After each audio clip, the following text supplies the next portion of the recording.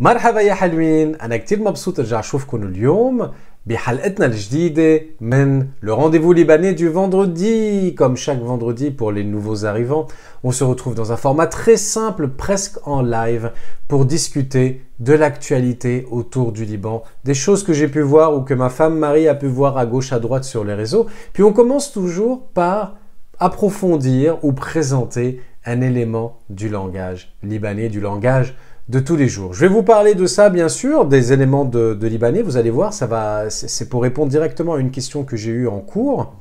Ensuite, nous allons parler d'une très belle exposition qui concerne Byblos, qui se tient déjà d'ailleurs au musée du Louvre. Et enfin, on parlera du Festival de Cannes et de l'actualité de la chaîne à 2 pas du Liban. Pour commencer, les amis, allez, on se rend sur notre tableau et dans un cours de tout à l'heure, un de mes élèves qui est au Liban, d'ailleurs Alexandre, si tu nous regardes, marhaba, m'avait dit qu'il ne savait pas exactement quelle était la formule la plus répandue pour dire « s'il te plaît ». La première qui me vient à l'esprit, que j'utilise le plus souvent, c'est « amol ma'rouf » quand je parle à un homme et « amele ma'rouf » quand je parle à une femme. Allez, on va dire que c'est « fais une faveur » à peu près. Donc c'est l'un des moyens le plus simple et le plus courant de dire s'il te plaît. Badde kilo jibna amol ma'rouf. Je veux 1 kilo de fromage, s'il te plaît. Je dirais que en langage de tous les jours, elle a un équivalent qui serait Eza betrid si on parle à un homme et Eza betride si on parle à une femme. Eza betrid veut dire littéralement si tu veux bien. Eza betrid quand je parle à un homme, Eza betride quand je parle à une femme. Badekilo lahme, Eza betrid. Ça, ce sont, selon moi, celles qu'on utilise le plus souvent sur le terrain. Il y en a 2 qui sont plus formelles. C'est men fadlak quand je parle à un homme, men fadlik quand je parle à une femme. J'aurais du mal à vous la traduire mot à mot. On est toujours dans le s'il te plaît. Mais je dirais que celle-là, elle est vraiment plus soutenue. Celle que je vous invite vraiment à utiliser, c'est Amol Ma'rouf, Amel Ma'rouf, Eza betrid, Eza betrid. Vous connaissez la fameuse ville de Jbeil ou Byblos selon son nom millénaire. Eh bien, j'ai pas mal de choses à vous dire au sujet de cette ville.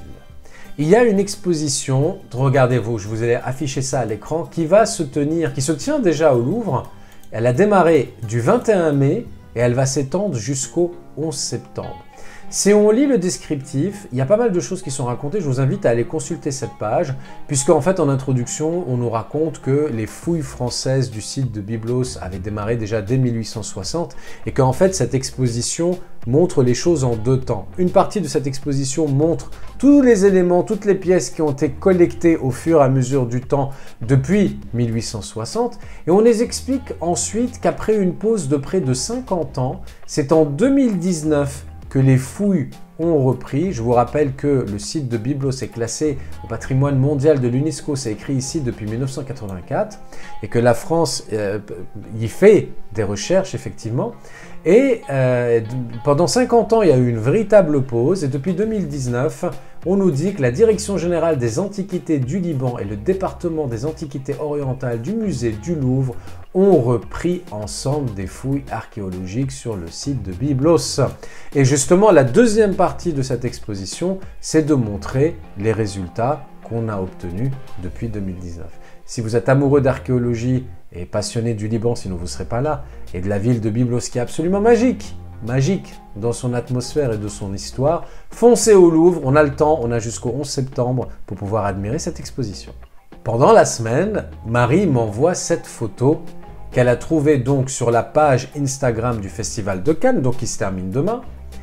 Nous sommes aujourd'hui le vendredi 27 mai, donc il se termine demain, le samedi 28 mai.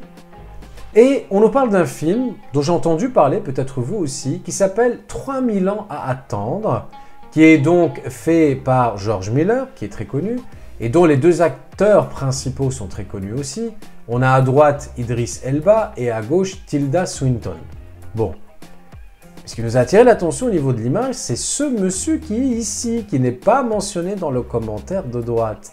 Ce monsieur-là, les amis, c'est un acteur libanais connu. Et oui, j'ai farfouillé un peu pour m'en assurer. J'ai farfouillé un peu le cast, la distribution, et il est là. Il s'agit de Nicolas Maouad. Nicolas Maouad a d'abord été présentateur. Je crois qu'il a commencé sa carrière vers 2006 au Liban, 2003 ou 2006, j'ai un doute. Et depuis, c'est devenu également un acteur de talent. Et j'ai fait quelques petites recherches et j'ai vu qu'il jouait le rôle du roi Salomon. Alors, un rôle secondaire, j'imagine, parce que l'histoire du film a l'air très sympa. Si on va sur Wikipédia, voici un petit résumé. Moi, j'ai envie d'aller le voir, hein, justement.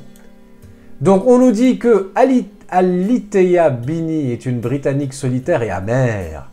En voyage à Istanbul, elle découvre une ancienne bouteille. Il en sort un djinn, donc il va être joué par Idriss Elba. Il en sort un djinn, c'est ça, hein, je dis pas de bêtises. Oui, c'est ça, c'est lui qui joue le djinn. Il en sort un djinn qui lui offre 3 vœux. Apathique et sans désir d'aimer ou d'être aimé, cette femme demeure incapable d'imaginer un seul vœu. Ça va être amusant, ça. Leur conversation dans une chambre d'hôtel va avoir des conséquences auxquelles personne ne s'attendait. Il sort, j'ai cru voir la date, c'est en août. Il sort en août, je crois que la date est ici. Voilà, date de sortie, 31 août 2022 aux États-Unis. Je crois qu'il sort un tout petit peu avant en France. Je crois que j'ai cru voir le 24 août 2022, donc très très bientôt en France. Et j'ai vu que Nicolas Maouad jouera le rôle donc du roi Salomon, donc dans un souvenir, dans un voyage dans le temps, qui sait, probablement un rôle secondaire, mais c'est déjà très sympa de voir un acteur libanais effectivement dans une production internationale. J'ai hâte de voir ce que ça va donner. Pour finir les amis, rendez-vous demain pour la grosse vidéo de samedi. Demain à 18 h sur la chaîne, j'ai fait une vidéo avec amour, avec éclat de rire. Je suis sorti de ma zone de confort comme je le fais de temps en temps. C'était pas évident pour moi de faire des choses que je n'ai pas l'habitude de faire. Donc je vous invite à voir ça demain. Allez, un petit indice pour ceux qui me suivent aujourd'hui. Peut-être qu'on tient là notre tube de l'été 2022. Allez, j'en dis pas plus. Rendez-vous demain à 18 h sur la chaîne comme d'habitude. Pour les nouveaux arrivants sur la chaîne Ahla ou Sahla, je m'appelle Marc, Esmé Marc. À 2 pas du Liban est une école de libanais. J'anime des cours de libanais en ligne. D'ailleurs, si vous voulez vous inscrire, n'hésitez pas à aller sur notre site à2pasduliban.com. Et sur notre chaîne YouTube, on parle bien évidemment du libanais et de tout ce qui est en rapport avec la culture de notre cher Liban francophone, des séries, des expositions, comme vous avez pu voir, de la cuisine, beaucoup de cuisine, etc. N'hésitez pas à vous abonner à la chaîne en cliquant sur le bouton et même en cliquant sur la cloche pour que YouTube vous notifie à chaque fois que je mets en place une nouvelle vidéo. C'est le meilleur moyen de nous montrer votre soutien. Je vous vois demain.